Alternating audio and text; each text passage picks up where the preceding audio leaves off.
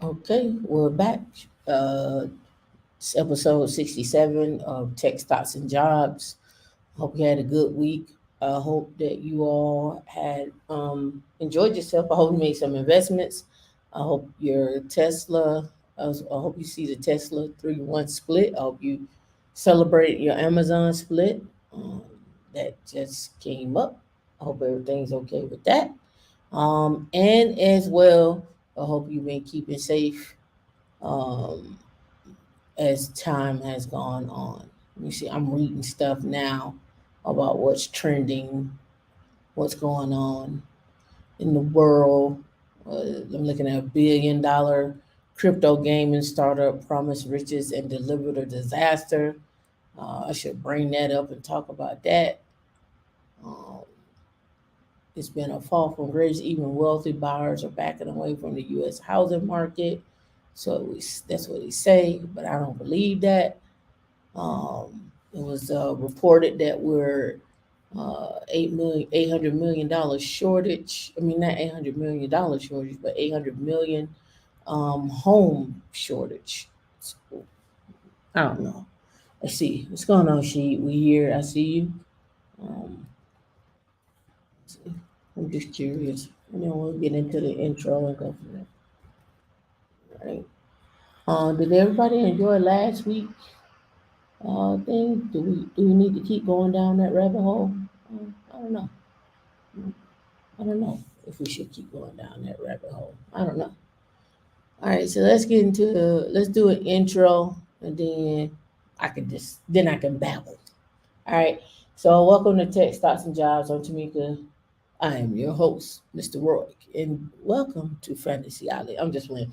I'm Tam. D's in the back. Um, and we are Women in Linux, where you can find us on social media and throughout social media at Women in Linux. Um, you can find us on at womeninlinux.org. It was womeninlinux.com, but now it's womeninlinux.org. Once you get to the website, if you'd like to connect with us after the show, you can hit connect, drop in your email address right here, have the Slack app on your phone or on the desktop, or you can use it in your web browser and then go from there. If you want to donate with us, you don't have to donate with your money. You can donate with your time. You can donate by sharing the stream. You can donate by leaving comments. You can donate by being a guest on the stream or coming up with topics and so forth and so on. Once the stream goes off, right? I have to be honest with you. I'm gonna read either the comments or what's in Slack. That's just it. Like I'm not gonna I don't normally go back unless somebody like was acting up in the channel or something like that. I normally don't go back and look at what was said because I was there and I said it. So I don't normally go back and look at the comments in the channel and while it's live. I try to look at it while it's live, but I don't go back and really look at myself. It is normally most people who speak, it's hard for them to listen to themselves, to hear yourself, to sit through and listen to yourself speak all over again. It's kind of hard. All right. And also, if you want to donate, if you don't want to do anything of that nature, you can hit the donate button here. It'll drop you down, and you can then donate to Women in Linux, right? And if you're looking for one-on-one sessions, D's got to hook that up. D, Randy, I see you in the chat. Good morning. How you doing? It's good morning out here for me. I think it's afternoon for some people where they're at, but it's morning here for me. Toya, how you doing? Toya R, how you doing? Yvette, how you doing? Stacy, I see you. Black Duck 21 as well. The one-on-one sessions. Okay, so D has to do that. We got your email, Randy. Haven't forgot about you. D's got to hook that up for you. She'll probably reply to that email and also in Slack as well too. So I don't know if you're in our Slack or not, but that's why I had you email us so she could just reply to you there with the link and the times. And once you click on the link, you'll see the times. Cool. All right. So the one-on-one sessions or one-on-one sessions, you get options on those one-on-one sessions. So career development, resume writing, and so forth. Right. It's 4 different options, and it may not. And one of those options may not work for you. You may want something else. That is absolutely fine, as well too. All right, so I want to start off the stream also by saying anything that we discuss here financial wise, we're not financial advisors. I'm just making suggestions on things that I have researched, things that I think that are absolutely possible, and some of the things that I actually do. So it's not coming from a place like I've never done this before. If somebody, the goal here is to get everyone making 200,000 and above, and the reason for that is so you can become an accredited investor. Once you become an accredited investor, it opens up doors and lanes for you in terms of investments, like by being able to be in on buying a business or being able to be a part of a fund or what have you. Being able to, like, one of the I mentioned this the other Thursday. One of the things that I'm working on, that I when I get done here, I need to go work on that. But I have my own personal stuff that I need to do, like, cook, clean, all of that, right? But I need to uh, set up a meeting to talk to people about actually buying a data center. I was Me and Dee was just discussing about buying someone else's business that's actually a client of mine that's selling his business. So, but I can't do that one without some type of funding or being an accredited investor. And really, what it comes down to, if you want to know the truth, it comes down to money and access to capital, right? Knowing people who can be put in place to acquire companies or acquire businesses. I was looking at Business Journal yesterday for all the different cities, and looking at who had filed for bankruptcy, right? And so, like, what type of assets does that company own, and what kind of debt do they have? Can we just pay off their debt and then buy that company, right? So, looking at it from that perspective, what's going on, Philip? How you doing, right? So, looking at it from that perspective, this is why I do tech stocks and jobs. It started out, I'll give you a little history. It started out looking at IPOs and looking at the actual technology behind them. And really, it's any company, and looking at the technology behind them, so you can look and see how to get a job. Like, for example, would anybody go work for Budweiser or Anheuser Busch? Those companies have technology behind them. Would you go work for Kroger? What is the Let me ask you this, see if you see how much you all know. What is the largest what is the largest grocery chain in the United States? Put in the chat. Let me see if you know. Who is the largest grocery chain in the United States? Let's see who knows. There's Albertsons, there's Shoppers, there's uh, Publix or whatnot.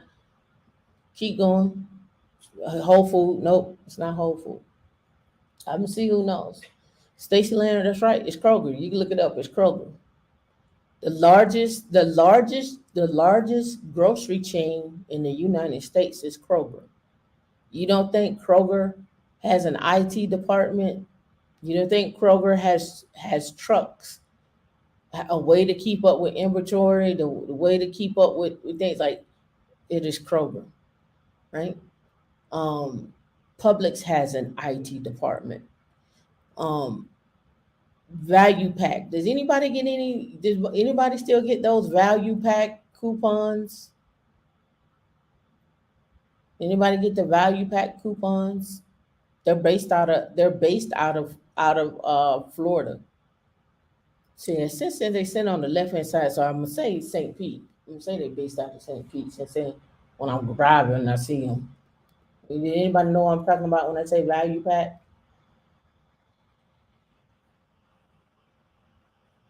A val pack, I should say. This this company, val pack. You get a big thing of coupons in the mail in a little brown envelope. At least in Florida, we do, right? I'm sure you do. But you know what they actually are? They are a direct marketing company. So you see it, but they're just sending out coupons in the mail in a pack, right? Val pack. So now when you see these, like, okay, like, yeah, they got grocery coupons.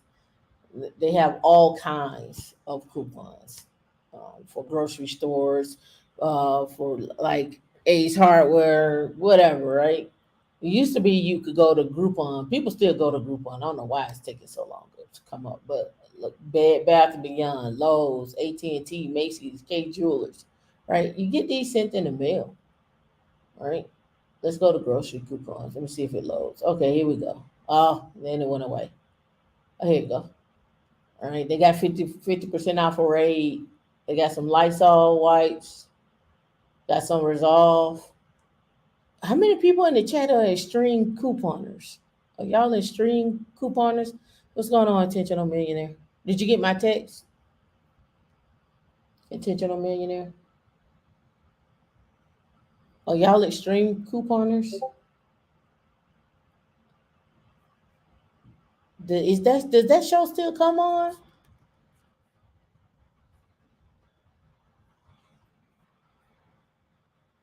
It's in 2012. I guess not. Where people would have do extreme couponing and they go to the store. All right. I just wonder if people still use coupons. Do y'all still go to the store and use the coupons? I was just curious.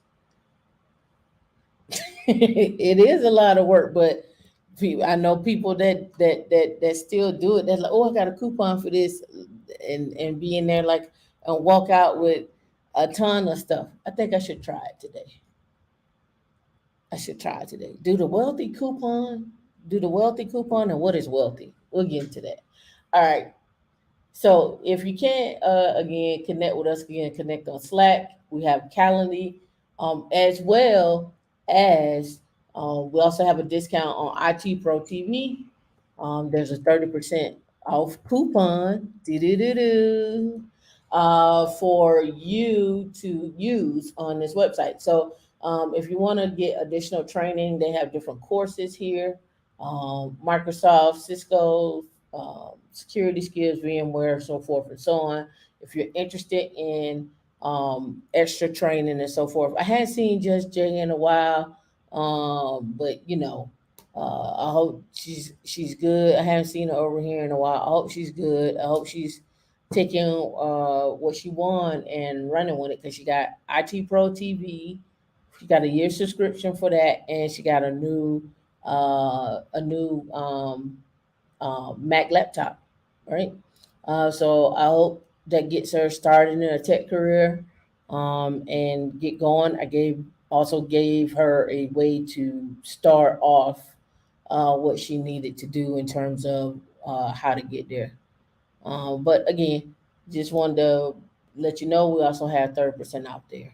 Um, you coupon, but you're not extreme. Got you. What's going on, Professor Black Ops? Thank you. Thank you. I hope y'all enjoyed the panel from Thursday.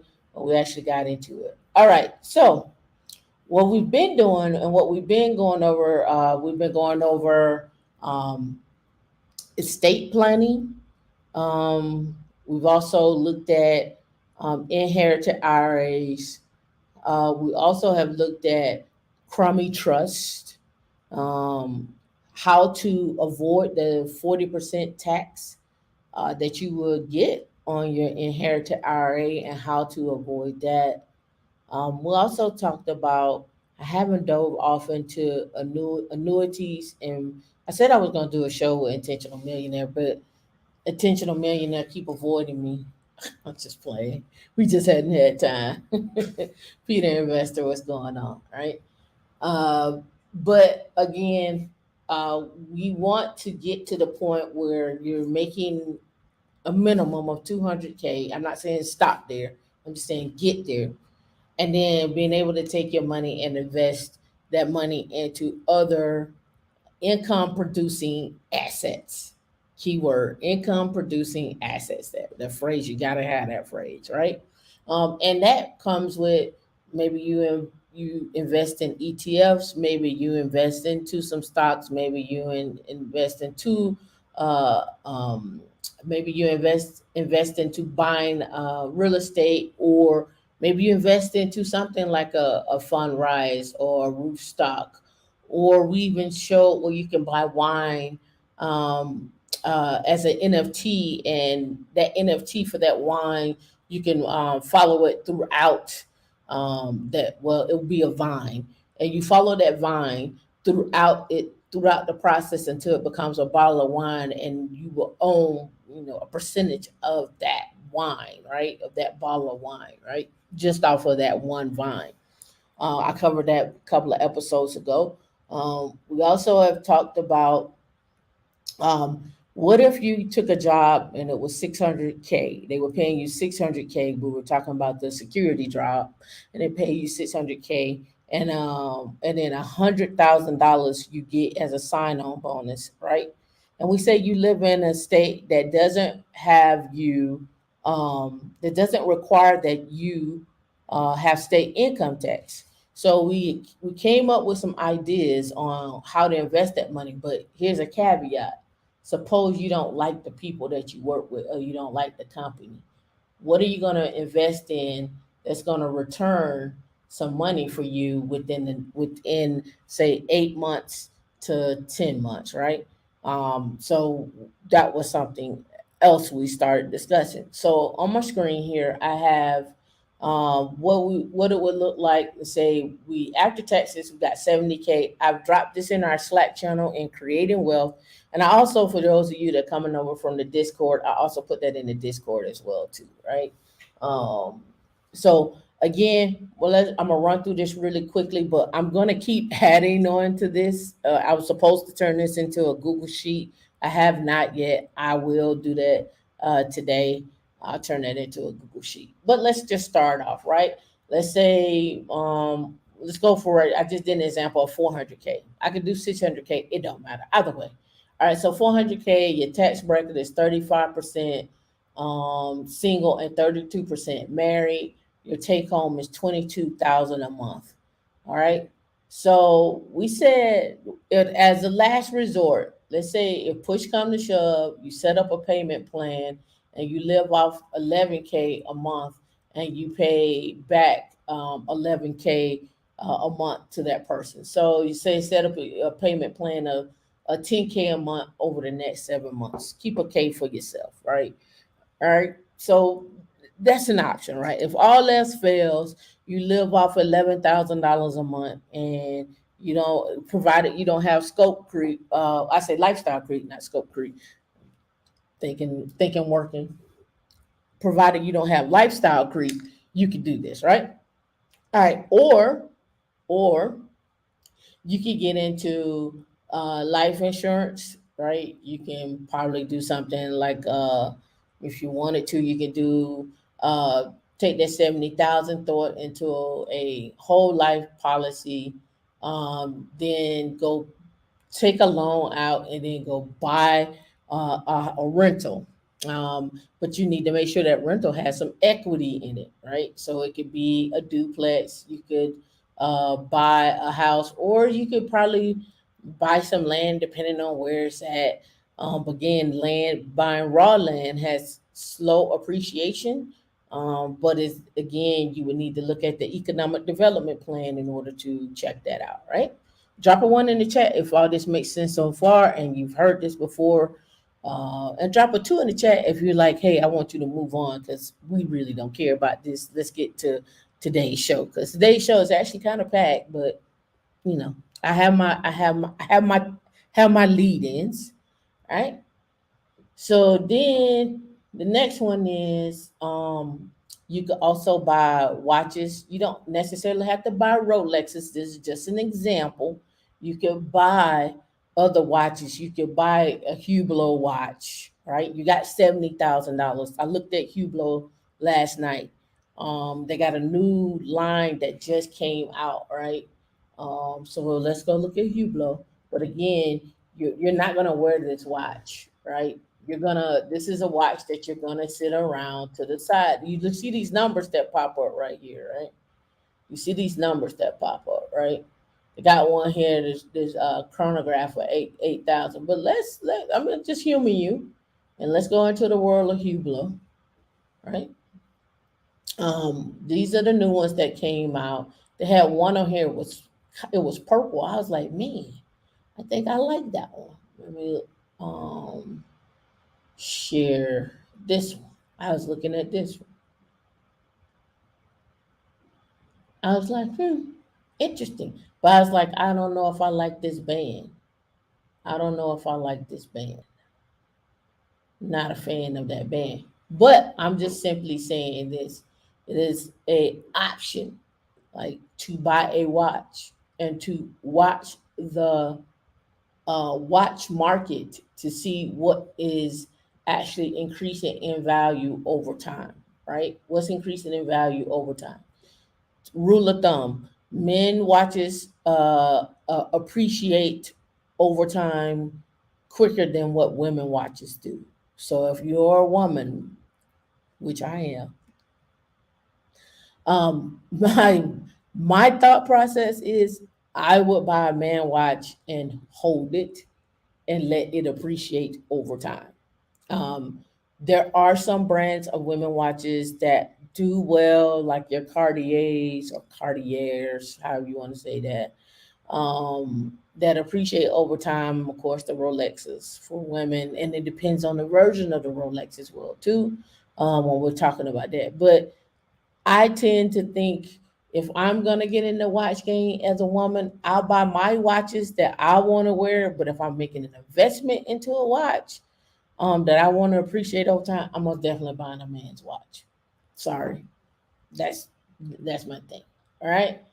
So let's get back to our little list here. So we said watches again. Do your own research on those watches as well. So boat. So you could buy a boat, right? So you can use part of that money as a down payment for a boat, and then start hosting tours or boat parties or what have you, right? So when I say a boat, most people think yachts. I'm not talking about a yacht. I'm talking like a speedboat. A speedboat may run anywhere from now that the market's gone up, now they're running from 150 to 200,000. Um, so and then some of those boats seat I think at the 150 they seat six, and then at the 180 to 200 they seat 12, right? So you can get behind you can get some online get you some online advertising, a flyer. There are companies out there that actually take in your boat, and then once they take in your boat, they would then uh, um, rent your boat out or take care of the maintenance and so forth and so on, and you just get a check from that. So that's another way to do it. Or you can host parties, or you can say, hey, we got a fishing crew that's going out and we're going out fishing or what have you, right? So again, you got 70,000. So depending on your credit and your business and so forth, keep that in mind as well too. You could possibly look at that as an option. All right. Laundromats, vending machines, laundromats, for whatever reason, laundromats have never gone out of style. I don't know why, right? I don't know why laundromats are still around. I don't know why apartments don't come automatically with a laundromat. Well, not a laundromat, but with washing machines in them. They usually have washing machines as a central place, but I thought by now in 2022 that we would see the death of laundromats, but they have not gone anywhere. They're still here. Vending machines is also another thing. Getting in touch with people and knowing where to put vending machines. Also, another one I should put on here is ATMs is another one, right? Placing ATMs in certain locations is also another one. There's several videos out there that talk about this as well too, to talk about that. So, Randy, you asked about Tiffany jewelry. All right, so I was in Tiffany when D was here, what, 2 weeks ago. So there is a watch at Tiffany's that I was looking at, right? But here's what I don't know, and this is where I have to do my research. Will that watch appreciate over time? What does that watch look like with appreciation? So let's go price. Let's go 5,000 or more, right? Because we got $70,000, right? We got $70,000. So let's look at 5,000 or more, right? And the watch that I was looking at was something like this, right? Something like that. So now the question becomes, is stainless steel, it has diamonds. Is that a good purchase for appreciation? Right? Is that a good purchase for appreciation? And then see you got different dials on them, right? Like this one right here is like a classic watch to me. It remind me of the Guess watch, right? It's like a classic watch. So again, I don't know on Tiffany's. I think it would mean more to a woman than it would to someone as an investment. Like if I had to sell it back, what would that mean? I don't know, right? So I'm not sure now. All right, so let's go back. All right, so ATMs also said you could do car rentals, right? Turo, or you can do car rentals, or you can, depending on the kind of cars that you do have, you can do luxury car rentals or so forth. You can do stocks. You can put your money into energy stocks, or you can do option play. You can do crypto, you can do mining, staking, buying and taking profits off of that. Um, Again, NFTs, you could do that. Fundrise, ground floor, rooftop, Ace Rich. You could buy a business. Um, Once you become an accredited investor, you can go invest on stonks.com. They're going to ask you for the last 2 years to make sure that you've been making 200K for the last 2 years. This is one of those things. Again, what does that look like, right? And I see somebody say gold. You can invest in gold and you can invest in silver as well. It doesn't necessarily have to be gold bars, it could be gold coins. It could be different ones, but you need to know where to buy those things at, right? So that precious minerals and so forth, that's an actual another play. And I'll add to that. I'll add that to here as well too, right? So we say precious minerals. That's right. Gold, and silver, right? All right. So that's just like a brief recap of some of the things, right? Next little section here that I have right here is called the Overemployed. We discussed this Thursday night, where people are actually taking on multiple tech jobs or multiple jobs. And it is actually called the Overemployed. And there is a website out here called the Employed. You can see I've been to it.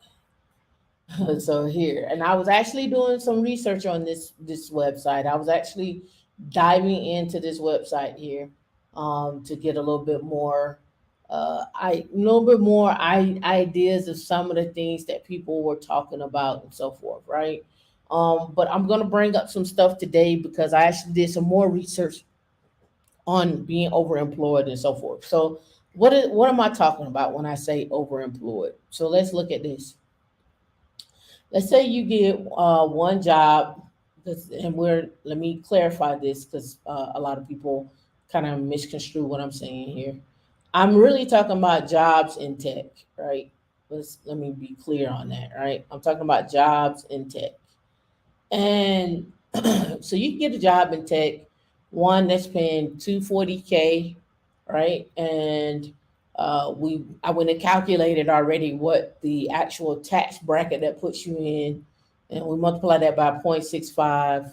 It comes out to be $156,000 a year after taxes. Again, living in a state that has no state income tax, and then that's 13K a month, right? um, Gross is 20K, right? So you qualify for some things, right? For that. How many in here have applied for, uh, have used or applied for credit to buy houses, or use a credit card to buy a house, or use a credit card for a down payment or something, or what have you, right? Who's doing that, right? Um, just curious, right? But again, we're talking about creating opportunities to create other opportunities, right? So I have these two opportunities. Job number two, 190K, right? And I'm left with roughly about 11,000 a month, and I have 24 altogether 24K a month, and then gross it'd be 15,883, right? So we took that right here, right? I'm taking 13K and this 11K, right? So this is gross, and then total after taxes is 24K. So now the next question is, can you live off of 24K a month, right? Can you live off of 24K a month? I don't know. Put a one in the chat if you can live off of 24K a month. Some people can't. Some people are like, that's still not enough money. Some people expenses, not saying that they living above their means. Let's just say their expenses with there may be a business that has gone awry and they're paying it off, or maybe they've done something else and they had to take on some debt from a family member or something of that nature. They have a sick parent, or they have some debt that a parent has passed on that has left behind, right? We can't always go in and immediately say that a person is overspending, right? We have to look at reality. Sometimes that 24K may not be enough, right? Just putting that out there when we say these before we say those things, right? Now the next question is, if you do make that kind of money and you don't have those type of issues, the reason why we came up with this right here is so that you could also utilize this same list to go back and invest, right? To go back and invest. Now, another thing to note here is, as you can see here, a mega backdoor Roth IRA. After tax contribution can go up to 61,000 for that. Usually, normally, the mega backdoor Roth IRA is used by those who have money after they have maxed out their 401k. They're also getting a match on that 401k, and that 401k could be a Roth 401k as well too, right? And then they roll it into a Roth IRA as a backdoor for that, right? So that's just some of the things. So what I wanted to discuss today was your emergency fund. Um, I've been looking around and I've been seeing like reports are saying that most Americans, this has nothing to do with gender, it has nothing to do with race, just Americans, right?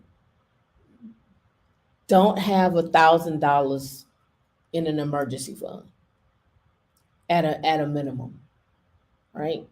They don't have $1,000 at an emergency fund.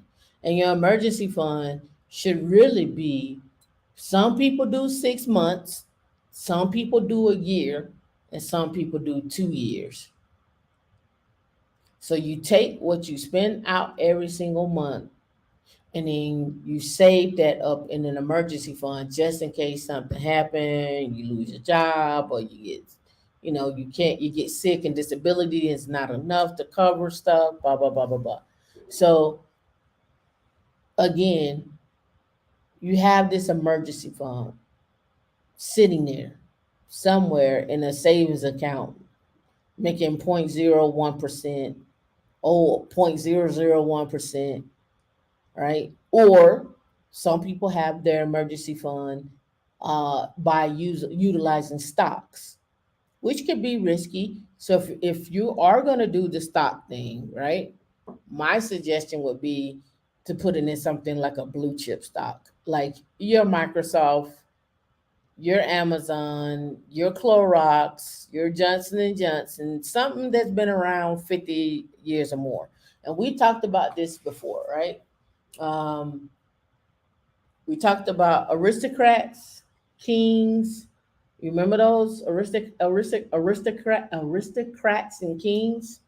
So we got aristocrats. And kings, right? We talked about this, right? We talked about aristocrats and kings. Anybody remember what classifies as an aristocrat and what classifies as a king? The number of years. And then there's also champions as well too. And I'm gonna bring this up on another one, on another screen. I'll bring it over. Um, I'm gonna bring that one over too. So this is all recaps. These are all things that I've done before. These are all things that I've done before.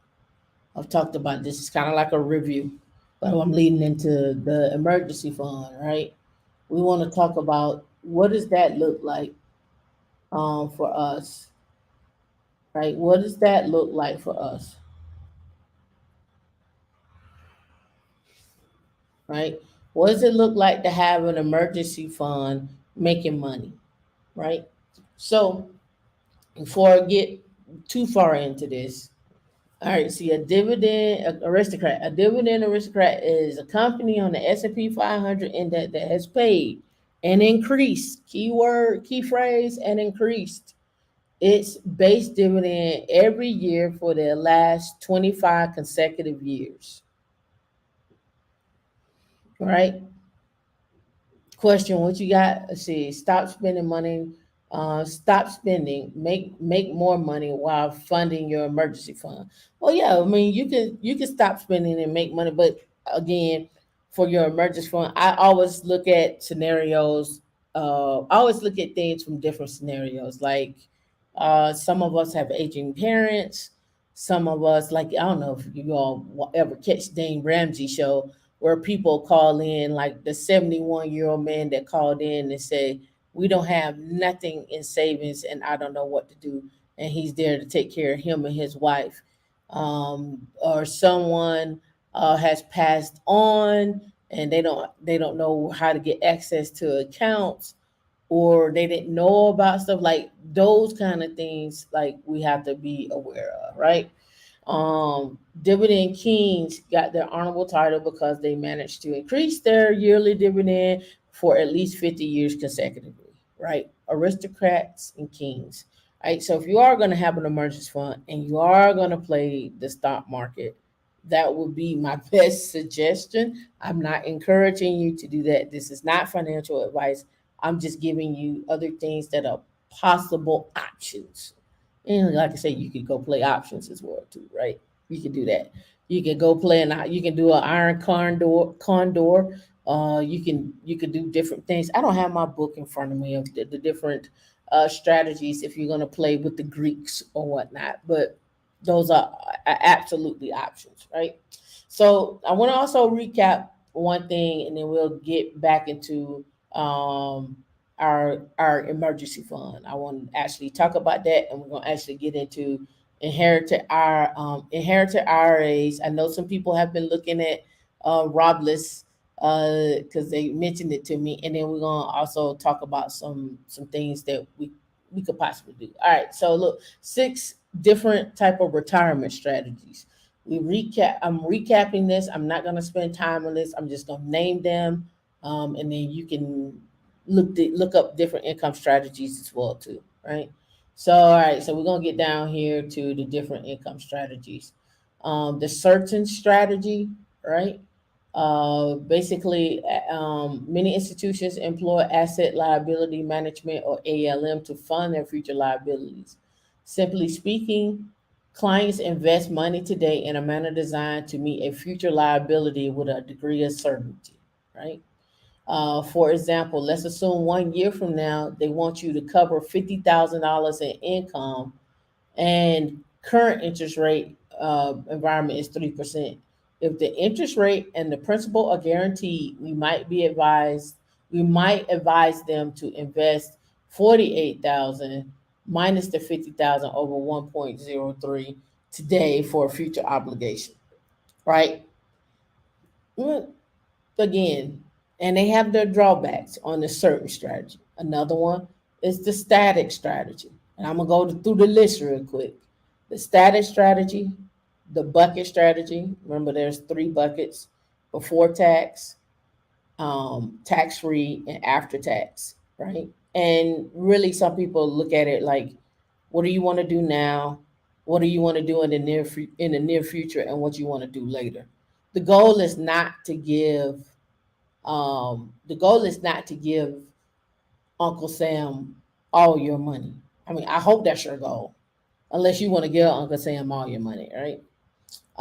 Then there's the variable strategy, and then there's also the dynamic strategy. I currently follow the bucket strategy for right now, and it's actually will probably turn into the variable strategy as time goes on. Meaning, and I had to ask this question too: what is it that you want to have, or how much money do you want to have in retirement? Do you think that you can live off of 50,000 in retirement? Do you think that you can live off of 80,000 in retirement per year? When I say that, per year. And then what and how much can you live off of in retirement? 50, 80, 130, 180. What is going to be your yearly salary that you want to have? And remember, when we talk about these numbers, it does not have to come from one particular type of investment vehicle. It could be a annuity. It could be well, we hope Social Security, right? It could be it could be an inherited IRA, right? It could be from a trust. It could be multiple things. It's just not one particular one particular avenue that gives you this overall money, right? So just keep that in mind, right? And I hope all that made sense. Did that all make sense to you? If it didn't, see us after the see us in Slack and let us know. And like Philip said, don't forget to get the lights up, and so forth. I hope. Does anybody take notes? I'm just curious. Does anybody take notes? I'm curious. All right, we got the aristocrat out of the way. We talked a little bit about the emergency fund. So let's get to why I mentioned the emergency fund. And this is something I'm investigating. I'm not telling you to do this, but I've been researching this for an emergency fund. All right, so here is what I've been finding and looking into. It's called I bonds. Now, with I bonds, you can purchase $10,000 worth of I bonds, and well, actually, you can purchase 15,000, but 5,000 comes out of a actual uh, employer owned, uh, I guess you could say like a 401k. It's what I've been seeing, right? So here, from the iBond, this is from treasurydirect.gov, right? The initial interest rate on the new series I saving bonds is 9.62. You can buy the I bonds at that rate through October of 2022. I-bonds can be purchased through 2022 at that rate. The rate is applied to the 6 months after the purchase is made. For example, if you buy an I-bond on July 1st of 2022, the 9.62 will be applied through December 31st of 2022. Now, this December 31st of 22. Now, with that being said, right, you see the time lapse in that. If you had something that came up in between, say, July and December, you don't get that 9.62 on return, right? So why am I mentioning about I bonds and emergency funds? Well, you have this money sitting there, right? Let's say you got $40,000 sitting there in a savings account, and it's actually not making any money. It's just really sitting there, just looking at you. You looking at me. I'm looking at you. I always feel like somebody. Okay. So again, what do you? How do you make your Should your Let's ask the question. Maybe you don't care about that. Should your emergency fund that's $40,000 sit there make money, or should it just sit there? Should your emergency fund make money? Maybe some people don't want it to make money. Let me know. Let me know. What are your thoughts? However, here you can say you can use I bonds to save low risk product that helps protect against your savings from inflation, supplement your retirement income, give as a gift, or pay for education. Right? Is it taxable? Yes. On the federal side, state and income, no. Right? Minimum purchase is electronic is 25, paper is 50. Maximum purchase is 10,000 total for each calendar year, and paper is 5,000.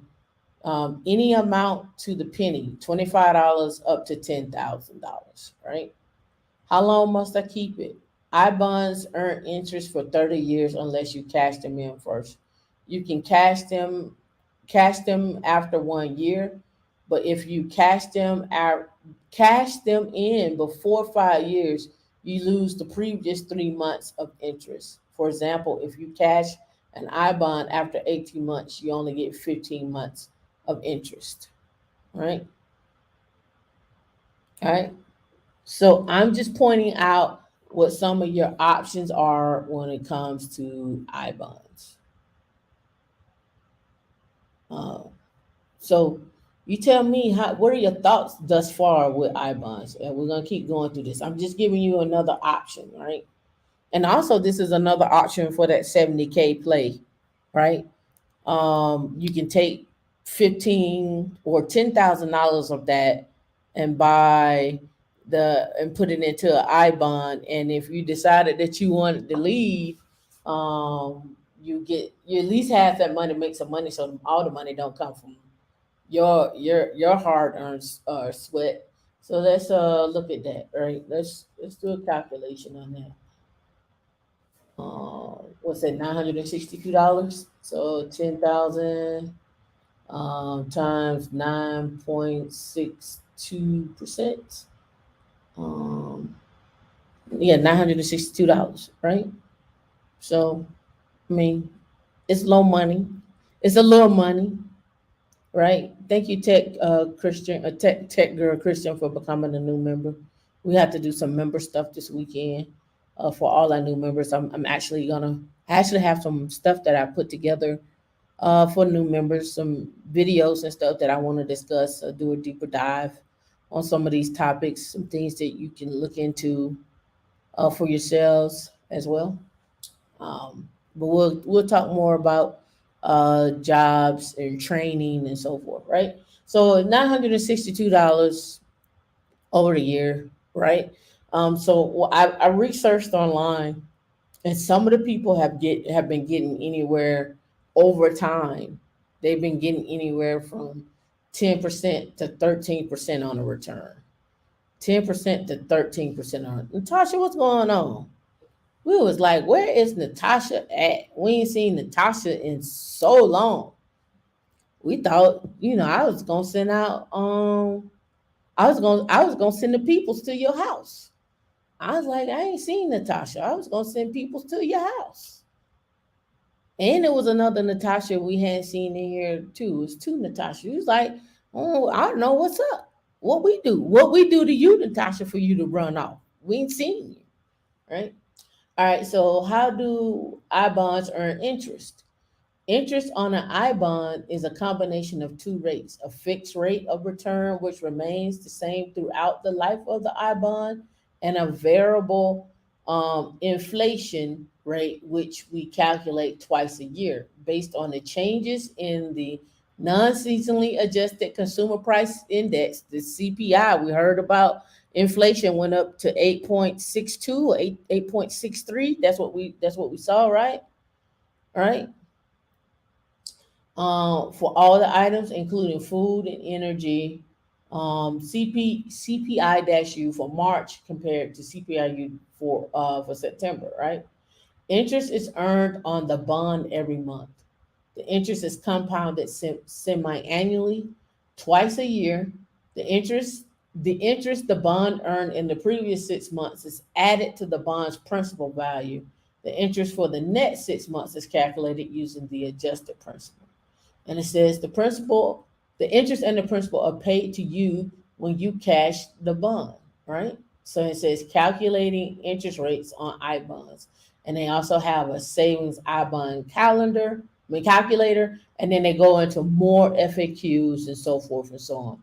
So I'm just mentioning this while you have your money sitting there in an account, would it do better for you to have that in an I bond for your emergency fund, and let it make some money while sitting there?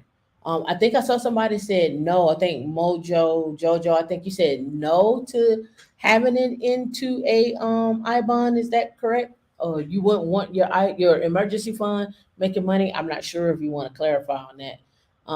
Congratulations, you said you're going to take your certification next month. Randy, you said you know someone has $10,000 sitting in the piggy bank because she is on disability, living below the means. They can't show assets to invest it somewhere else.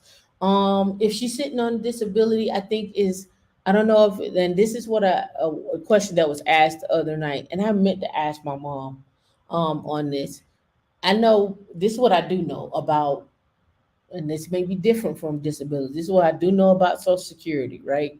You can't show that you make over $28,000 a year, because if you do, then the actual government would then tax your Social Security. Your Social Security isn't taxed, so that $10,000 that she may have sitting there, she's showing as is she's not making over. But even if she invested in an I bond for a year at 9.62, she's still not going to beat that, right? She's still not going to have to pay taxes on that 28,000, because she's only going to be 10,962, right?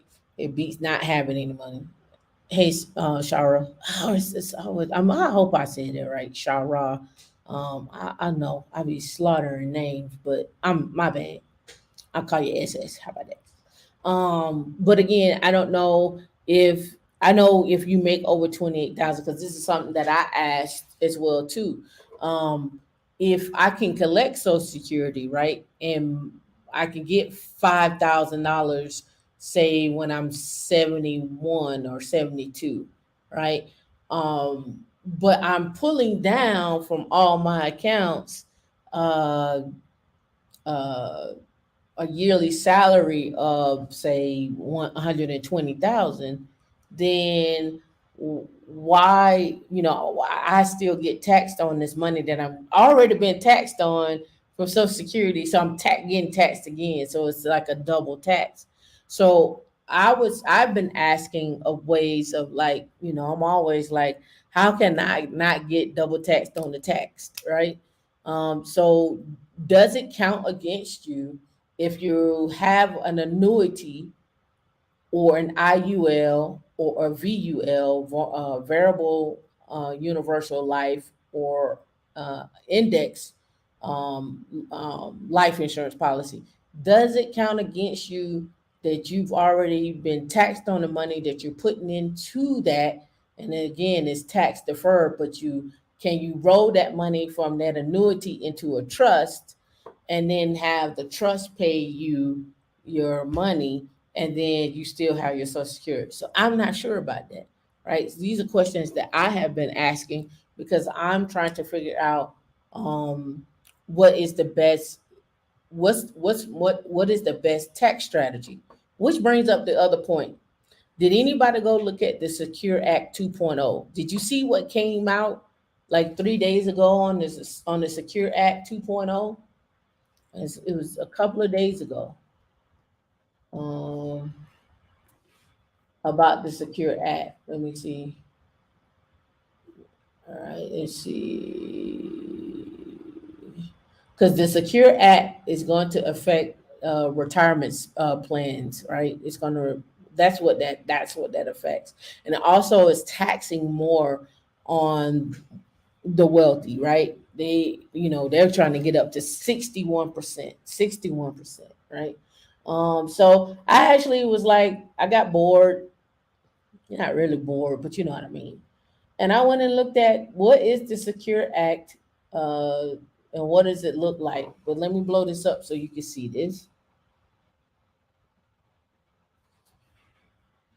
And let's look at the titles. We don't have to go into everything, but I wanted to bring this up. Um, Expanding automatic enrollment in retirement plans is part of that. We talked about that last week. The 403B plan, index IRA catch up limit, higher catch-up limit to apply at 62, 63, and 64. Multiple employer 403B plans, and I talked about this. I see a lot of employers are starting to offer 403B plans versus just 401k plans and giving you an option to go that route. Improving coverage of part-time workers. Military spouse retirement plan eligibility credit for small employers. Application of credit for small employers pension plan startup costs to employers which can join an existing plan. Some of the startups can't offer you 401k, so they offer you equity. Some of the employers can't do matching because of the size of the company. So that's another thing that we on the lookout for when you trying to go work for startups, right? And then next one is preservation of income. Remove the required minimum distribution barriers for life annuities. Qualifying longevity annuity contracts. Insurance dedicated exchange traded funds. And I think these ETFs are now going to be offered inside of annuities. Um, um, Anybody familiar with the company PIMCO? PIMCO. PIMCO.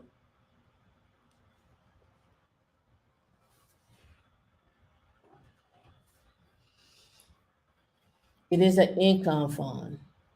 We just want to see if anybody is familiar with them. All right. In some of these annuities, you'll find out about PIMCO, right? Let me go back over here and not click on that one. Right? Target high consistent income designed for investors who need steady income.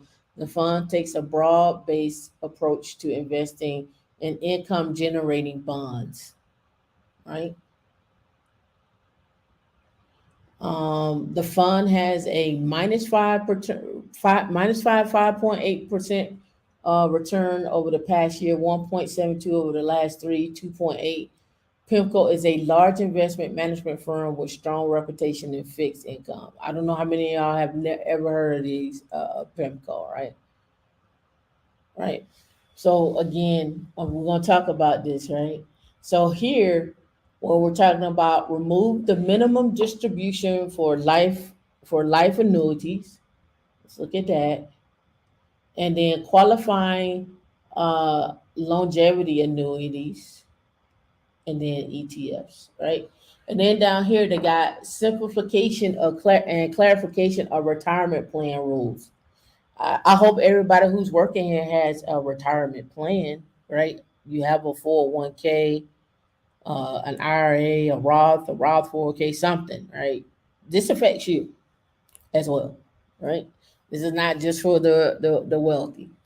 All right, so here, recovery of retirement plan overpayments, eliminate unnecessary plan requirements, separate application of top heavy rules, penalty free withdrawals from retirement plans for individuals in a case of domestic abuse, right?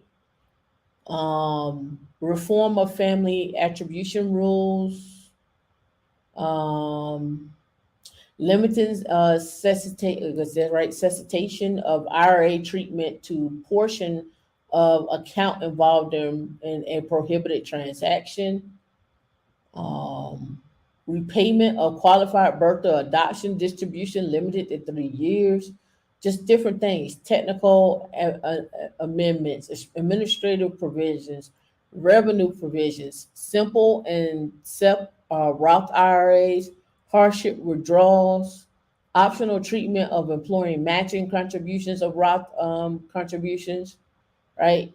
And determination of budgetary effects, right? So this is all what that 2.0 of the Secure Act is, and what they're actually getting into. So if I were you, I would just go read it for your own edification, so you know what it is now and what it could potentially change, right? All right, so here, remove the minimum distribution barriers for life annuities. All right, certain increases in payment under commercial nothing in this section shall prohibit a commercial annuity within the meaning, blah, blah, blah, from providing one or more following types of payments on or after the annuity starting. Annuity payments that increase by a constant percentage applied not less frequently than annually at a rate less than 5%. A lump sum is one, right? And then they were saying that to accelerate that. Another one is the amount of nature, an amount which is in the nature of a dividend or similar distribution. A final payment upon death does not exceed the excess, and they go on, right? So you want to know about what's changing in case you do something. And also in here, there's another section in here that I was looking at. It also talks about estate planning as well, and making changes to that. And on the chop, I think the Crummy Trust is on the chopping block under this Secure Act 2.0. They've already eliminated the stretch IRAs. I think the Crummy Trust is on the chopping block for this. So you might want to check that out, right? If you're not familiar with the Crummy Trust, go back and look at last week's show. And I also mentioned where we got that from. Here, qualifying longevity contracts. Again, go read that and so forth, right? All right, so let's get back to it. So, would you use the I bonds for your emergency funds? If not, where else are you putting your emergency funds at to make some money, right? All right, so that was I bonds. So just keep that in mind. Take notes on that if you want to. So here, I wasn't sure if everybody knew all the different types of retirement plans. So let me blow this up some. Looks a little small. All right. So you got IRAs, Roth IRAs, 401ks, simple 401ks, for three simple IRA plans, SEP plans. Then you got our SARSEP plan is a salary reduction simplified employee pension, payroll deduction IRAs, profit sharing plans, defined benefit plans, money purchase plans, employee stock own plans, ESOPs, governmental plans, 457 plans, multiple employer plans, and then help. And I guess this one's just help choosing a retirement plan. I guess they give you help with that. But again, did you know all of these existed? because I think everybody know about Roth IRAs, 401ks. They've heard of 403B plans. May have heard of SEP plans. But did you know about um, anything as far as employee stock ownership plans? What does that look like? Right. So I wanted you to know about it. I'm not gonna go into every last one. I'm gonna drop D can drop the link to this so you can go read for yourself. It's for your own self awareness on this. I think that's really what I'm trying to drive here. Right, your own self awareness on this. Right. All right. So let's get back to our fun stuff. All right. Let me scroll up here. Do do do. We scroll up. It's on here, so let me go do this. All right, here we go. What if you inherit an IRA or a 401k plan and it has $7 million in it, and the federal government says we taking 40%. And I talked about this last week. What states don't die in? Don't These are the states that you don't die in. Let me see. Let me see if I can pull that up. Let me see. Uh, what states not to die in? Let me go back and grab my notes. Let's see. It's episode 66. Let me see. Mm-mm-mm.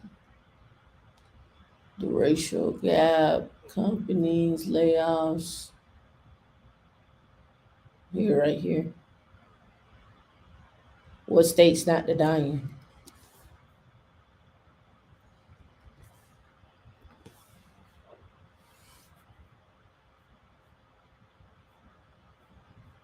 All right, let me pull up the map.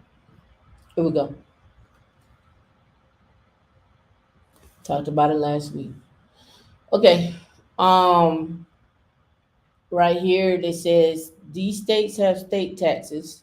So if you die or pass away, you're gonna get state taxes. Another one, you can see Hawaii is another one. And then these ones have an estate tax and inheritance tax, right? State tax and inheritance tax, right? Nebraska, Iowa, Kentucky, Pennsylvania, New Jersey. And then these have state tax, state state estate tax here. And then again we got inheritance tax here, right? These were the states that they were saying don't die in. So the purple one has a state tax and an inheritance tax, right? It says that we're not to die. And that was in 2021. You may want to check for 2022, right? Check for 2022. All right. And the reason why I mention that because now when you get this inheritance from this IRA, what happens, right? What happens? So what if you inherit an IRA? Stop down here to what they're saying. Oh, come on, don't do the spinny spin. Thank you. All right. So, what if you inherit an IRA? If you inherit a traditional IRA, you are called a beneficiary. Now, remember, beneficiaries don't necessarily have to be humans. It could be a trust, right? But what I'm not sure about is, um, are they gonna do away with the crummy trust, or are there other trusts that you can set up? Just so there are different types of trust. There's 10 different types of trust. Um, I, I, I'll bring it up in a minute. All right, so look, Let's get back over here. Where's my mouse? Here we go. All right, so we got you generally fall in these three categories. Treat it as an IRA by designating yourself as the account owner.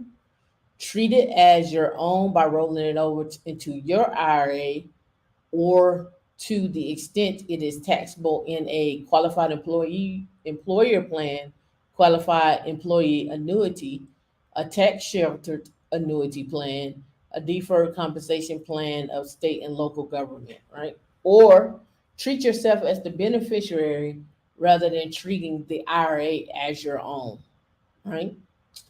Treating it as your own, you would be considered to have chosen to treat the IRA as your own if contributions are made to the inherited IRA, or you don't take the required minimum distribution for a year as a beneficiary of the IRA.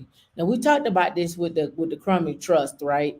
With the Crummy Trust, somebody could roll money out of an estate, roll it into a trust, and that trust is income producing, right? Compounded over time, right? And the person who is the beneficiary of that trust has the option to elect in within the first 30 days to pull all the money down out of that trust and go do something with it, or they can leave it in that trust and let their trust accumulate money over time. The choice is yours. I don't want to say red pill or blue pill. I say black pill or green pill. Which one, right? Um, the other one is you don't take the required minimum distribution for a year as a beneficiary of the IRA. You will also be considered to have chosen to treat the IRA as your own. You are solely the beneficiary of the IRA, and you have unlimited right to withdraw amounts from it. However, if you receive a distribution from your deceased spouse IRA, you can roll that distribution over into your own IRA within a 60-day time limit, as long as the distribution isn't a required distribution, even if you aren't the sole beneficiary, right? Inherited from someone other than a spouse. IRA with basis, federal estate tax deduction, right? They keep going on and on over this. When can you withdraw or use these assets, right? When must you withdraw assets? There is a required minimum distribution, right? There is a required minimum distribution, and it's usually a year. Our and IRA owners, right? If you are a traditional owner, if you are the owner of a traditional IRA, you must generally start receiving distributions by April 1st of the year following the year in which you reach 72. Now, this is actually changing under the new Secure Act. They're actually changing this. I think it actually is now 72 that they're proposing to change it to. So you got to wait a little longer to get your money. So what are you gonna do in the meantime? That's where that three bucket strategy comes into play. My money right now, my money for midterm, and then my money long term. This would be the last bucket. This IRA would you could be treated like a last bucket, and then you're doing a drawdown from that bucket because it's gonna be after taxes. Put a one in the comment. Are y'all still here? I don't see no chatting. Am I confusing y'all? I don't see nobody chatting. I think I'm frozen. Does this make sense? Put a one in the chat.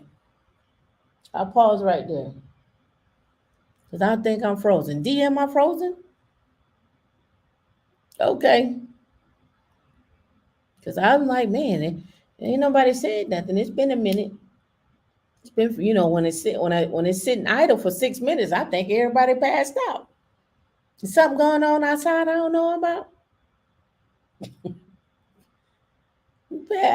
Something done happened. All right. All right. What's going on, Mercedes? Making sure. All right. So now it says, um, all right, April 1st of the year following the year in which you reach 72 is required as is required to as the required beginning date. So you need to start pulling down, right? You're listening intently. All right, distributions by the required beginning date. You must receive at least the minimum amount for each year, starting with the year you reach 72. if you don't receive the minimum distribution amount in the year you become 72, you must receive the distribution by April 1st of the year following the year you became 72. If an IRA owner dies after reaching 72, but before April 1st of the next year, no minimum distribution is required for that year because the death occurred before the required beginning date, right?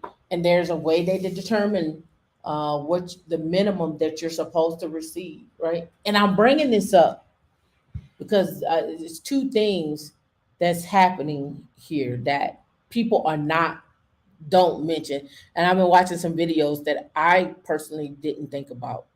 There's three things. There's three things, right? First, let's talk about it. For those of you that are married and the spouse passes away and you assume the IRA or the estate,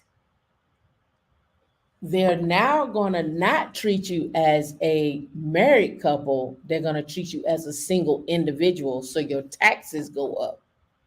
So for while you're doing your estate planning, you need to be looking at it. I'm sorry that I'm saying it this way, but if a spouse passes away, you need to talk to your estate planner and say, hey, if this person passes away, I have to make an adjustment in my taxes because they're not going to treat you as a married person anymore.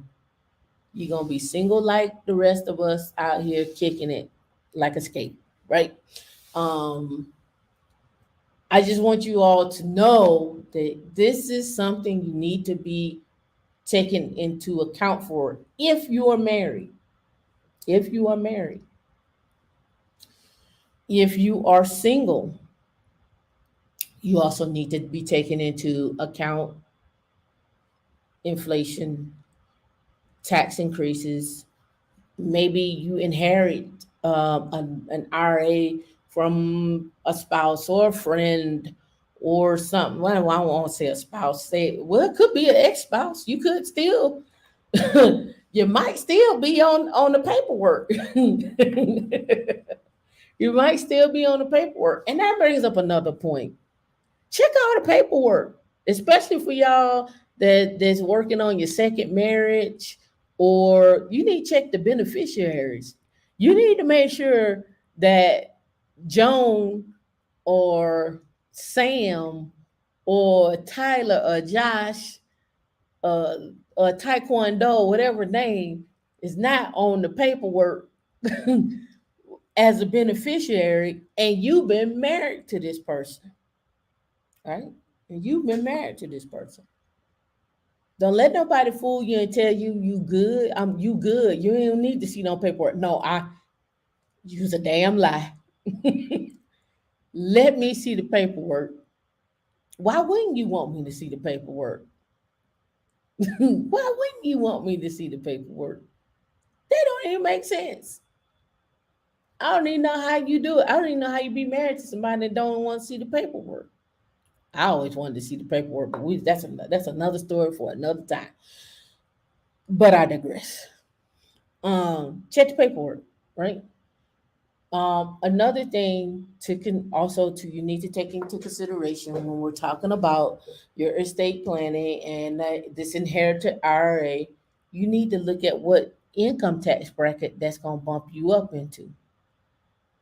You need to look at what you are now and what you're receiving and what's that's going to bump you up to because they're going to tax you that way, right? The income that you're receiving now, right? Do y'all know what you want to have in retirement? Do you know that number? All right, so look at this one. If your spouse is the sole beneficiary of the IRA and he or she dies before you, your spouse won't fail to be your sole beneficiary for the year that he or she. Do you put it up on the screen? Is D back there? D, you back there?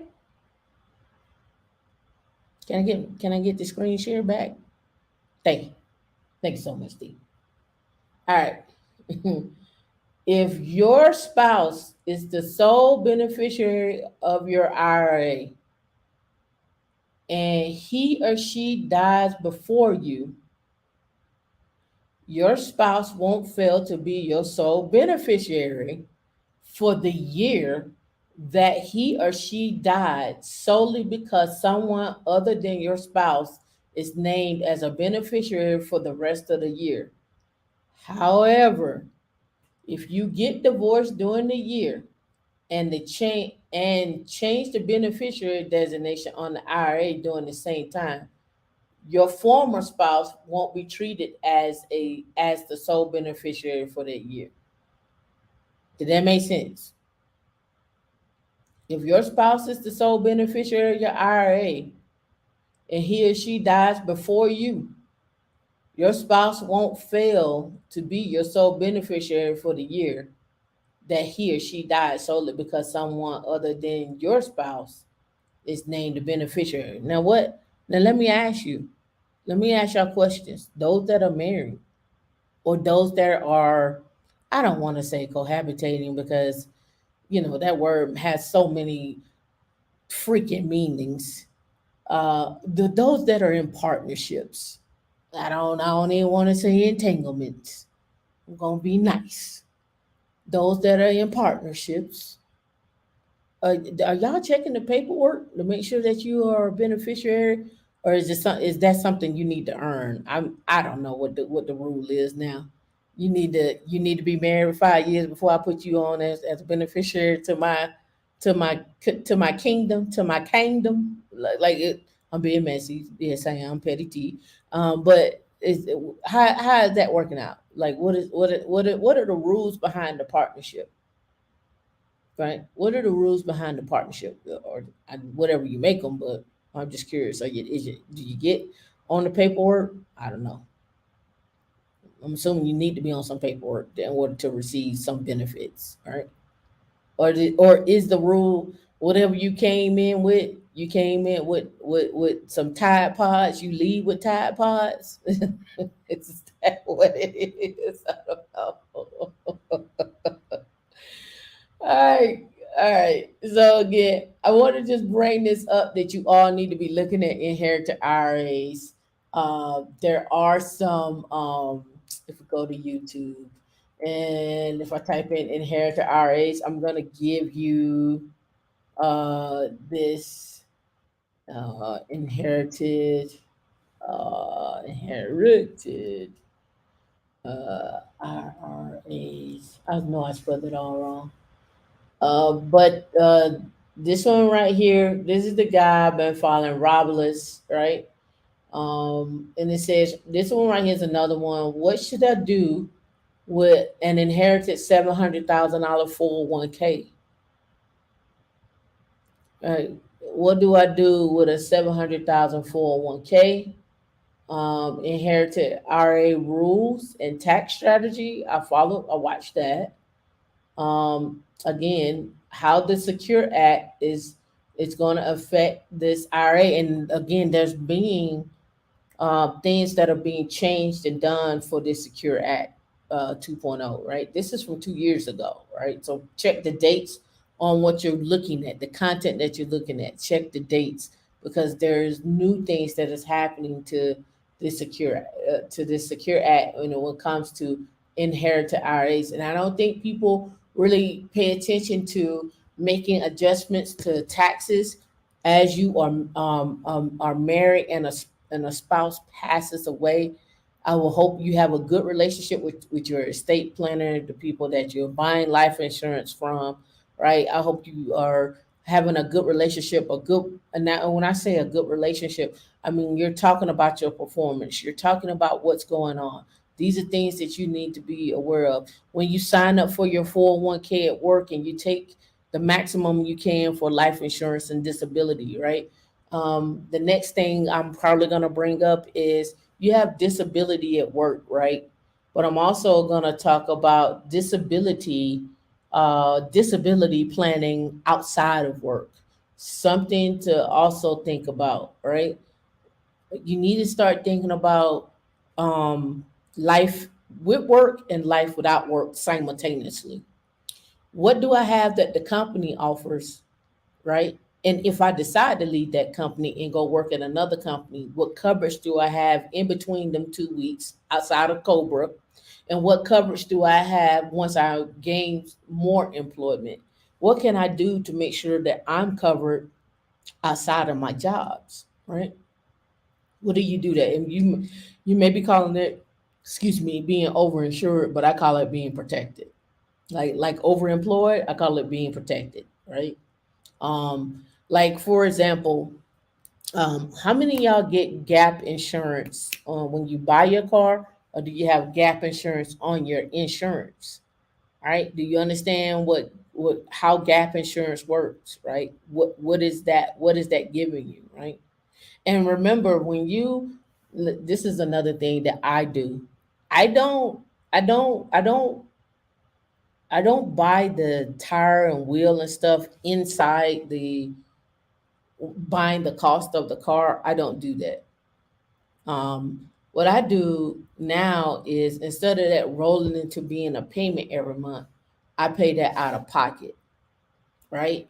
And I pay that out of pocket um, one or two ways, right? There's one or two ways I can do that. I can pay that out of pocket on a credit card, right? And then pay that credit card off. Or a lot of those things you can come back and elect to get them later. Now, what I'm about to say is not the only way, and it's not the best way. But if, say, you got a whole life insurance policy set up, and then you're gonna get this additional $5,000, take it out of your whole life insurance, that $5,000, and pay yourself back, and then just go pay that in cash, right? Or you can go get an asset that will you would invest in and then go back and get that, right? But again, that's if you into like having gap insurance, things that covering like what happens if you lose your job and you can't make the coverage on those car payments, or you can't make the coverage on something, right? The whole idea behind putting up money and making money and then putting it somewhere is so you can have not just for emergencies, but again for enjoyment or emergencies, or in case something comes up, or you need to pay for college tuition, or you need to pay you want to go on a trip, right? These are things that you want to have assets and money around in order to do these things. I hope I'm making sense to you all. I hope this is making sense. All right. All right. So the person on here that I looked at that made the most sense to me was he made sense. I'm still filling him out. The Greenbush Financial Group. I'm biased. Robless. I'm biased with his stuff. Again, I'm a hit or miss on Ramsey. I was listening to Dave Ramsey the other day, and let me tell you what I heard. Right, I posted this in Slack, and in the Creating Wealth channel, and I was listening, and uh, this is so perfect. Anyway, we're gonna talk about it real quick because it's in line with what I'm saying. Young lady moves in, young lady and young man get like each other. They're in a relationship and they bought a house together. First thing that Dave Ramsey said was, "Oh, you're in a partnership." She was like, "Yeah, my name is on the deed," and he was like, "For what? You're in a partnership." He was like, "Young lady, basically where your people at, because you went and bought a house with a man that you're not even married to, and now you're tied to this financial debt, and when you decide to walk away, or he decide to walk away, here y'all are tied to this financial debt or what have you." And he went on for like 30 minutes. Basically, Dave was like, "You bought a house with your name on the deed, you're in a partnership." There's no benefit for you there. There's not, and he went on about it. So again, I understand people are in partnerships. I get the new wave. I get some people don't want to get married. I get that too. And I get some people don't even care about partnerships and all that, and they want to be married. You have to do what works for you. What I'm simply saying is this: if you're gonna do these things and you're gonna go down these routes, understand what your estate planning for the two of you are going to look like, especially when you start talking about a person got kids, or they both got kids, or someone has an ailing parent and so forth, or ailing parents, or they're taking on custody and they're adopting kids. So it's so many different dynamics that come up, and you all are mixing these things, but you're mixing and blending things, but you're not protecting what you're mixing and blending. And so that's why I talk about 401ks, Roth 401ks, Roth IRAs, estate planning, and so forth. Who's going to take care of kids, trust, the whole nine. These are conversations not only should you be having with your spouses, but you should have this conversation with your friends. This is a conversation that you should sit down with your friends and be like, girl, have y'all looked at any type of estate planning? Like that should be a cat. And if your friend can't have that conversation with you or don't, well, like, girl, I don't even know what you're talking about. I ain't studying that shit. If that's your friend that talk like that, you move on, right? You move on, right? I'm not saying that they can't be your friend. I'm just saying you just know where their head is at, and they're not ready for that conversation. And but you keep dropping them little nuggets like, girl, let me leave you this pamphlet in case you ever want to look at it. All right, you should be looking at that. Like, don't let them call you and be like, Gary in the hospital, and I don't know what kind of insurance he got, and they saying they ain't go cover nothing, this, that, and other. So we got to come up with money, girl. We had to do a GoFundMe. You should be like, girl, you should have invested in an I bond. You should have invested in an I bond. You should have a disability. You remember when I was talking to you about that, girl? That's what me and JoJo did. Mm-hmm. Mm-hmm. I'm just saying, drop little nuggets and keep it pushing. Right? All right. Mad rant is over. All right. So now, find my mouse. Right. So we talked about overemployed. We talked about death tax, state tax, estate tax, inherited IRAs, um, aristocrats, aristocrats, champions, kings, how to find women Linux, different enrollment plans, so forth and so on. Right. So let me see what else is on my menu. All right. Oh man, I have a lot. I didn't get a chance to talk about. All right, it's okay. It's all right because I can save it for next week.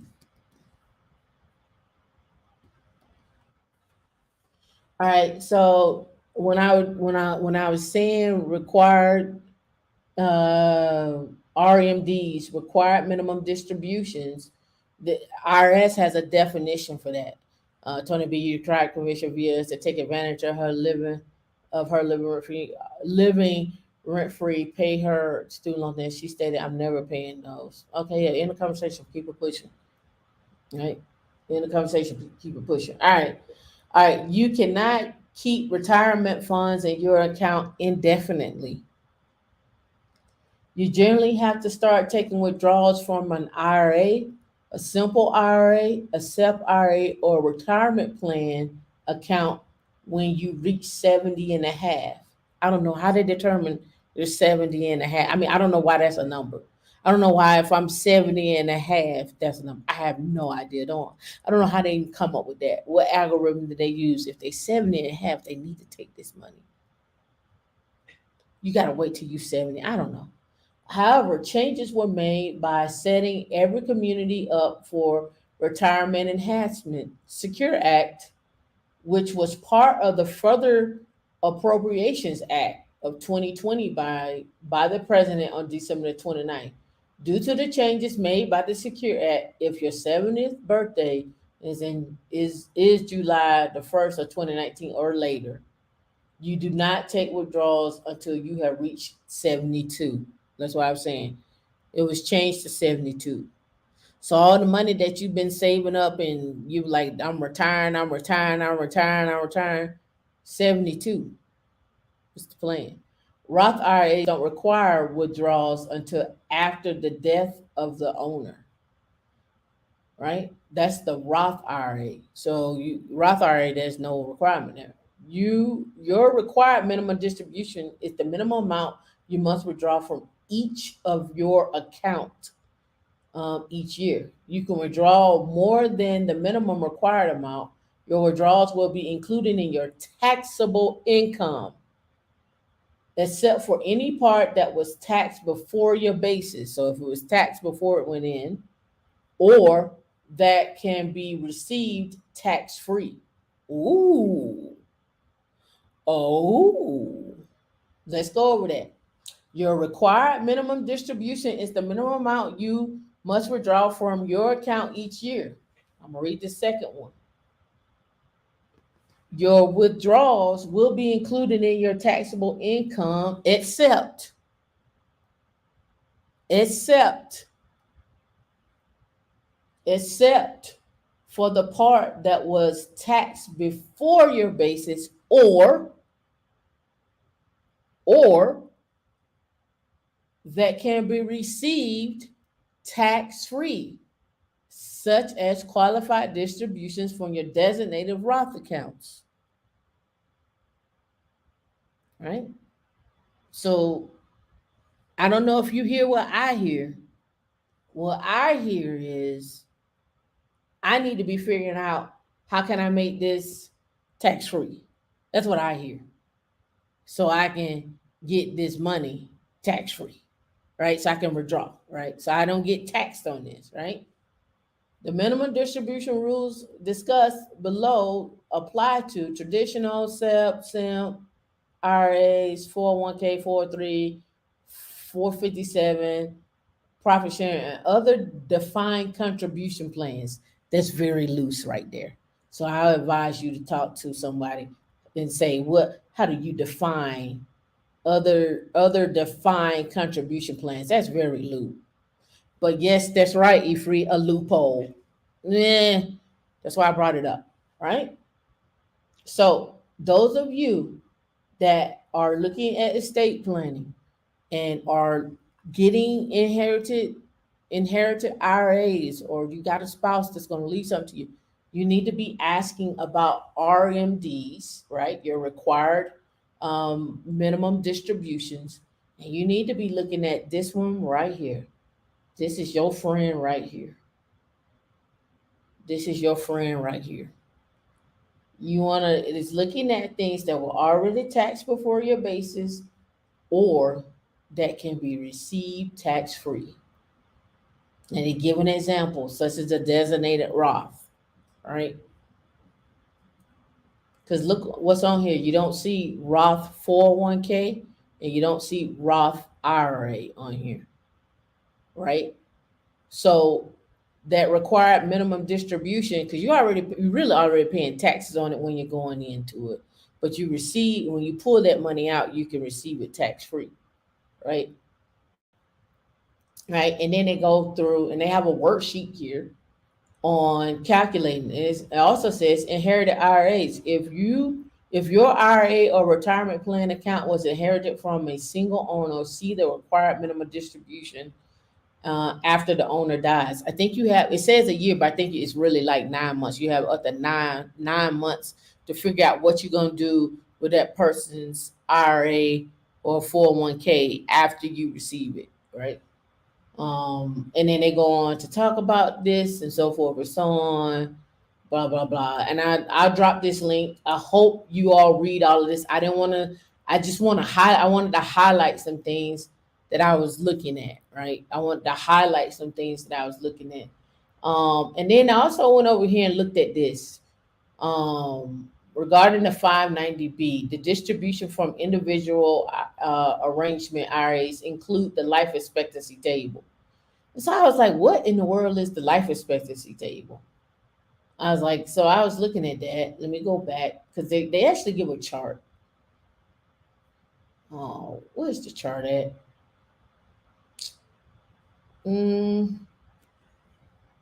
Let me see. It didn't come up for me. Let me see. Like I say, all this is from the IRS. This is I'm not making none of this up. This is actually the IRS. Let me see. Maybe is that it? Was this what I was looking at? Uniform lifetime table, joint life and survivor expectancy for use for owners whose spouses are more than 10 years younger and are the sole beneficiary of IRAs. Let me see. Let me keep going up here. Um, Appendix B. Let's see if they have my table that I'm. This is a chart that I was looking at.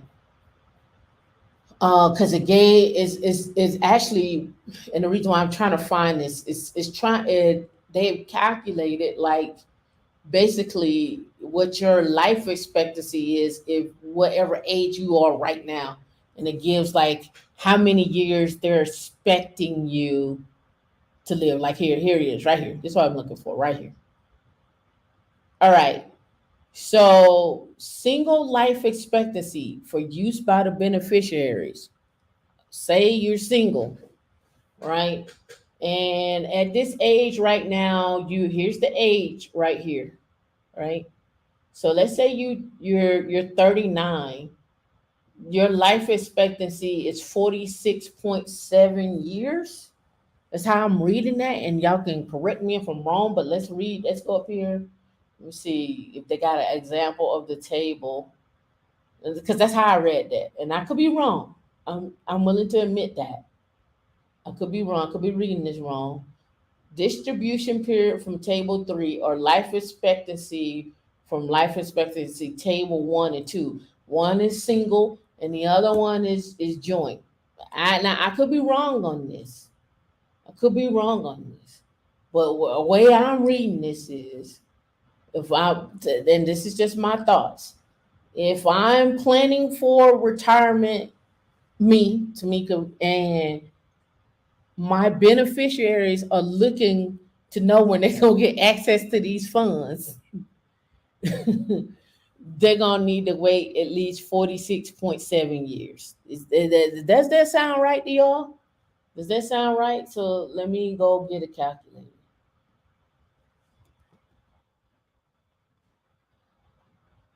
So say I'm 39 plus 46.7, 85.7. So that's what I got from this table, right? That roughly by 85, we can give or take years, we can do 80, 85 is when I'm going, that's what I get, right? um and it goes down each year, right? 47, you'd be 39 years, 48, 38.1, and so forth and so on. And it looks like it stops at 120. That's like if you're 120 plus, you ain't got but a year. If you're 120 plus, don't count on it any moment now. Any moment now. All right. They not gonna make it any moment now. Right. All right. So that's what I got out of these charts. So with that being said, right, if you can't withdraw to 72, so 85.7 minus 72, you got 13.7 years officially of retirement. But some people are living longer than 85. They're actually living to their 90 and 100, right? So again, what does retirement age look like for you? When are you gonna pause and chill and be like, we coasting this, we thugging this thing out? And what type of um assets are going to make up your retirement? Is it going to be real estate? Is it going to be watches? Is it going to be boat rentals? Is it going to be house rentals? Is it going to be commercial real estate? Are you buying businesses? Are you buying buildings? What is that going to look like for you? Right? What does that look like for you? Okay. Um, let's see. That was that one. Um,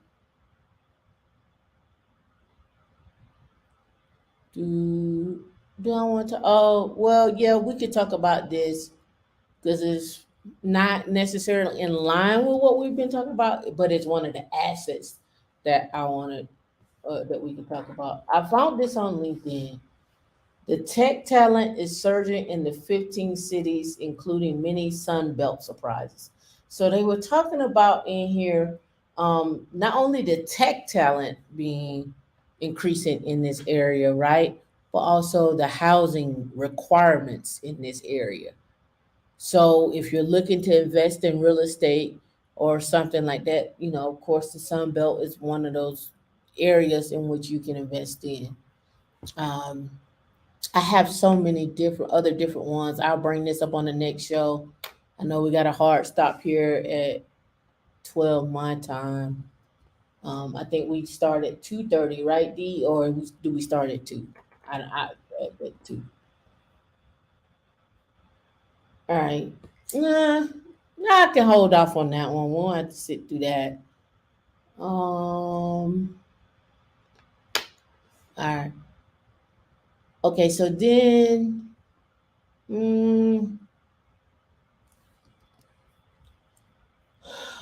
here's your favorite topic, crypto. All right. The crypto bill introduces a sweeping framework for the industry. I don't know if you've been keeping up that. You said, are the tech talent being generated in those areas or migrating? Both. People are migrating and there's talent there. Like in Atlanta, there's talent there. In Tampa, they're growing talent. Um, Alabama growing talent, but people are migrating there. Right. So we'll look at that. All right. So I don't know if you've been keeping up with this. Right. A long awaited bipartisan crypto framework has finally emerged as U.S. Senators Cynthia Lummis and Christian Gillibrand un- unveiled their Responsible Financial Innovation Act. Has anybody ever heard about this Responsible Financial Innovation Act?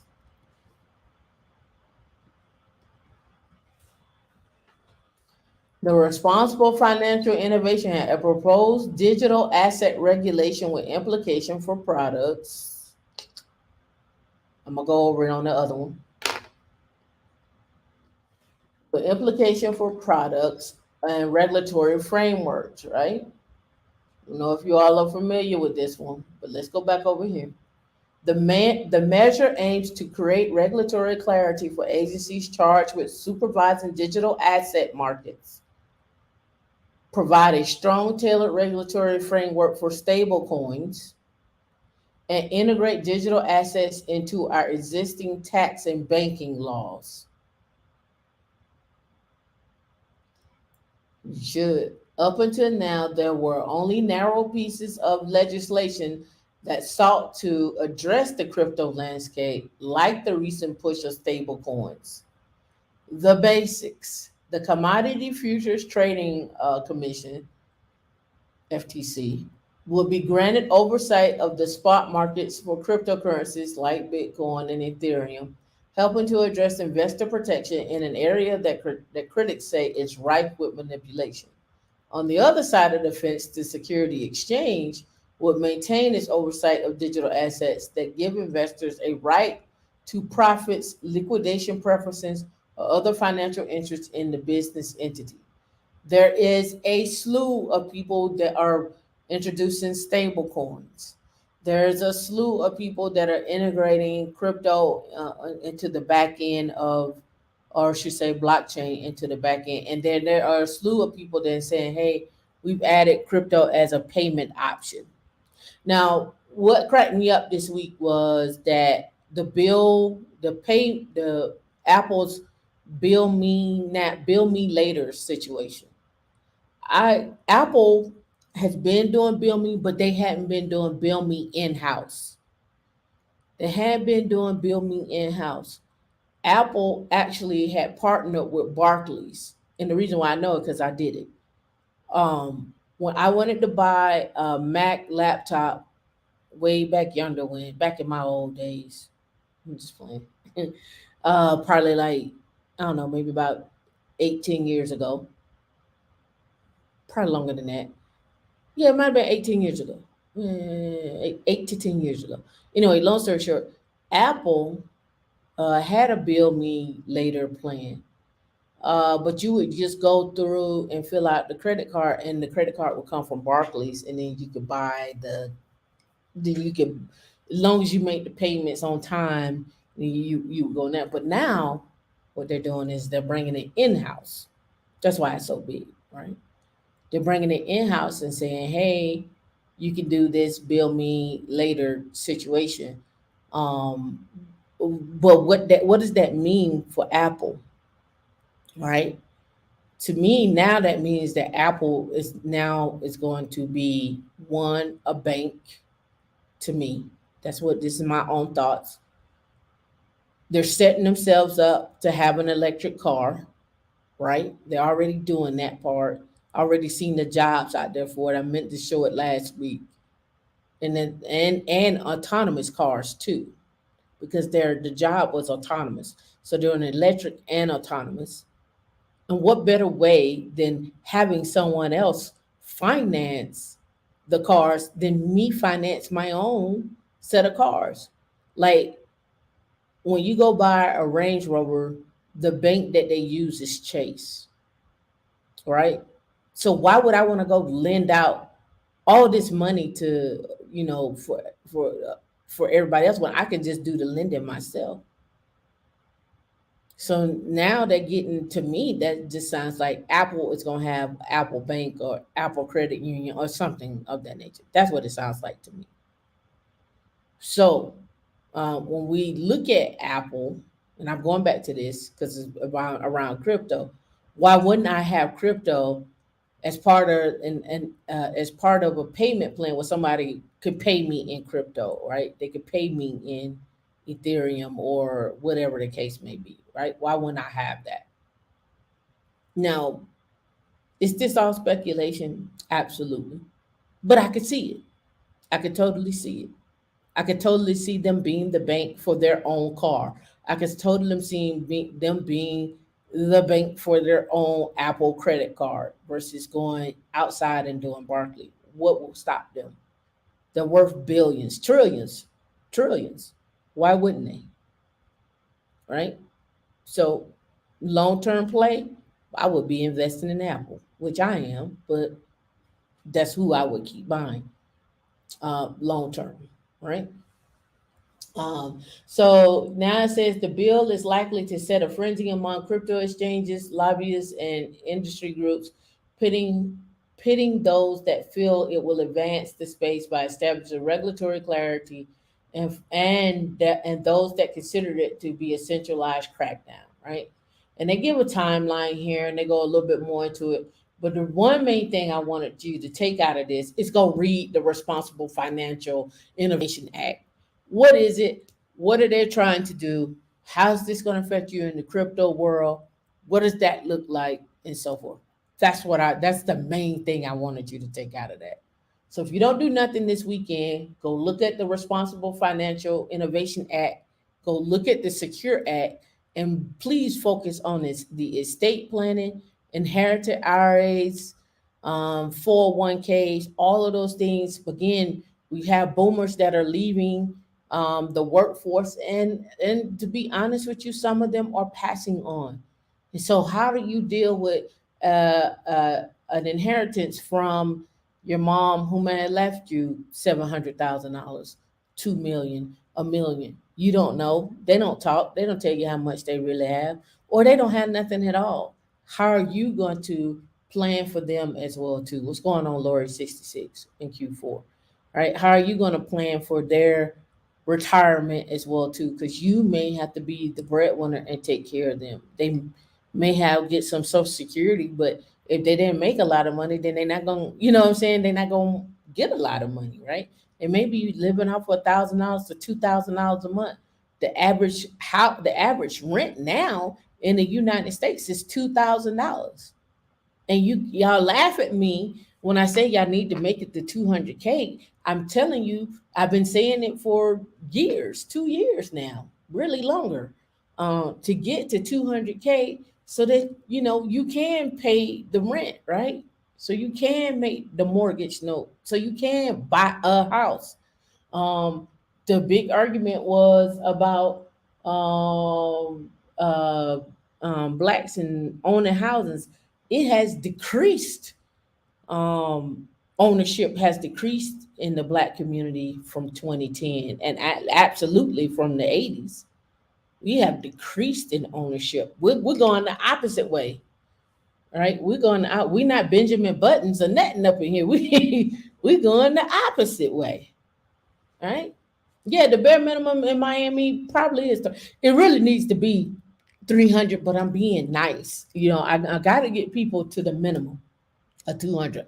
I can't overshoot the three, right? Can't jump up to three, because if I go at two, that seems fairly easy to attain, because you can go from 150 to 200 fairly easily, right? I just need people to get to two, right? I just need to get people to two, right? I need people to get to two. I know what most people make. That ain't my problem. That's not my problem. Most people who make 45 to 55, I'm not worried about them. I'm worried about the people that want to make it to two. If the people from 45 to 55 want to just move to 70, that's nice. I'm not, I can't be worried about them. I can only show you tech skills that help you get to the 150, 180, 190 to $200,000 range, right? Those are the ones that I can show you. And those are the ones that I stick with, to show you with. Let me see. Right here. Uh, Let me pull this up real quick. Right. Right here. Oh, they took it down. It's no longer available. He must have just took it down this morning, because I just looked at it this morning. He took it down this morning because it was up there. Anyway, it was paying. I'll read it to you. Uh, it was a DevSecOps engineer. They was looking for somebody with 3 years of experience, with AWS, Azure, Jenkins, Terraform, DNS, NTP, and Python. Remote, 100% parental leave, health and wellness program, unlimited, and it was paying from 190 to 250. Right, and that's 3 years of experience. So if somebody's at 45 to 55, they go out and get a AWS cert, a Azure cert, maybe a Terraform cert, a Rails cert, work about a year or so. They can move into move up, and they could get a job doing those things, and then move up in another year or 2 years and be at that mark, right? So we can't keep saying we only make. Well, what are we gonna do not to only make, right? What are we gonna do not to only make? That's my question. What are we gonna do not to only make? That's all I've been wanting to know. Um, Then we'll go to jobs here. And this is on cyber coders. And just right off the back, right? Senior system administrator. I hadn't even did any searches. 150 to 175. Right? 150 to 175. And we'll go remote available. Right? And that's remote available. That's just automatically as a sysadmin. Right? Um to go do business development. Eric Coffey did one on business development, like business development on Indeed. For those that are doing government contracting, are like, hey, I don't have no tech skills, right? So cool. So do business development, um, for one of these contractors or whatnot, right? And so some of these bid look, senior enterprise account executive, 200 to 300 a year. Business development manager, 135 to 150. Business development rep in Phoenix, 52 to 72.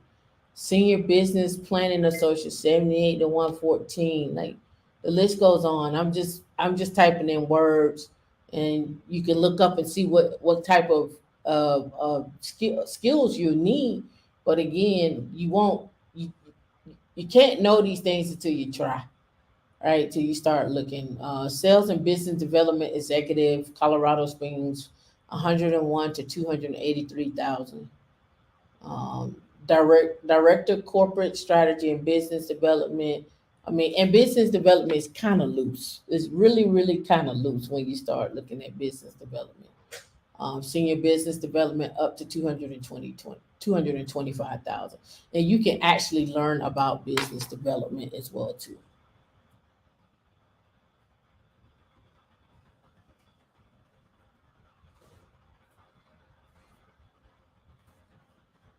And I think Eric Coffey actually has a class doing business development. So top business development over on Coursera.